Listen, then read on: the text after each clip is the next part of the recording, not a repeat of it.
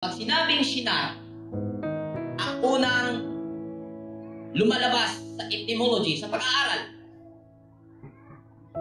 which is expresses intense negative emotion and experience of violence. Mga pagdaramdam. Tama po ba?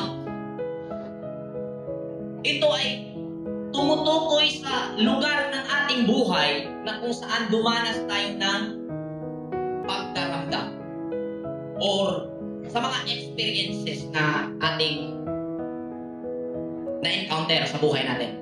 Gaya ng nasabi na natin at napag-aralan na natin, walang sitwasyon o kaganapan sa buhay natin na ipinadala para tayo ay maging masama o tayo ay maghirap. Amin po ba? Nag-gets natin na yun?